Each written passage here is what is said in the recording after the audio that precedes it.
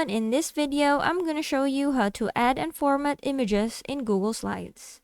Images help make your slides more attractive, engaging, and easier to understand. So first, open your presentation in Google Slides. Then select the slide where you want to add an image. Next, click Insert at the top menu. Then, select Image. As you can see, you can choose where you want to upload the image from, like your PC or Google Drive. Select your image and click Open. As you can see, the image will instantly appear on your slide. To resize it, click and drag the corners of the image. You can also click and drag the image to move it anywhere on the slide. For more options, click Format Options in the toolbar.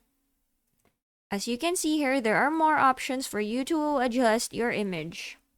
For example, you can add a reflection, and as you can see here, there's already a reflection of the image. Adjust its opacity, or the distance, or size. And that's it. Thanks for watching.